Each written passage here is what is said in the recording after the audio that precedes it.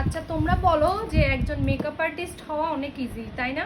একজন মেকআপ আর্টিস্টের first year হচ্ছে তার প্রত্যেক জিনিসের মধ্যে লাইটিং অনেক ইম্পর্টেন্ট।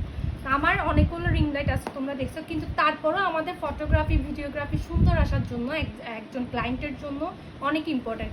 এই যে 6-7 হাজার টাকার জিনিস তোমরা মনে করে কি জানো অনেক লাখ লাখ টাকা আমরা কামাই ফেলি, কিন্তু লাখ টাকার মধ্যে কত টাকা আমাদের ইনভেস্টমেন্টে যায় সেটা আসলে বলে বোঝানো যাবে না। চিন্তা করে শুধুমাত্র লাইট সেট আপের জন্য আমাদের এত এত টাকা খরচ করতে হয়।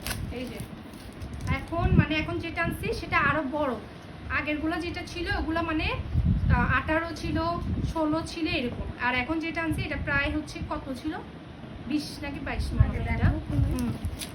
আর আরেকটা কথা বলি, সেটা হচ্ছে এইসব লাইটের মধ্যে কিন্তু অনেক ডিফারেন্ট আছে। হ্যাঁ, একটা হচ্ছে কিনা তোমাদের একটু মানে প্রাইস ধরো এদিক এদিক হয় 1000-2000 এরকম কম থাকে।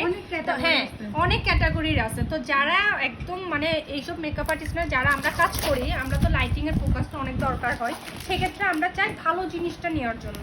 সো এটা হচ্ছে কিনা এই যে দেখো এটা অনেক বিগেস্ট, হ্যাঁ অনেক বিগেস্ট। এই যে মিক্সি তারা বের করে দেখাই, এটা অনেক বিগেস্ট, এটা অনেক বিগেস্ট। এখানে 3টে স্টেপ আছে, 3টা দিয়ে করতে পারবা।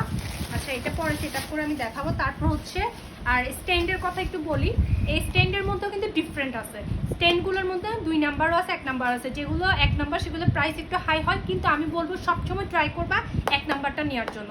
আমি কিন্তু এর আগে স্ট্যান্ডগুলো নিচে প্রত্যেকের স্ট্যান্ড 2 বছর 1 বছর পরে একটু লুজ হয়ে যায়, কিন্তু এবার যেটা নিচে এটার মেটালটা কিন্তু তোমার স্টিল না, মেটালটা ছিল আমি তোমাদের পরে বলতে পারবো, মেটালটা অন্য মেটালের, এত ভালো। হয়তো বা একটু প্রাইস বেশি গেছে, বাট আমি ভালো জিনিসটাই নিব, তো আমি প্রেফার করবো তোমরা ভালো জিনিসটা নিবে।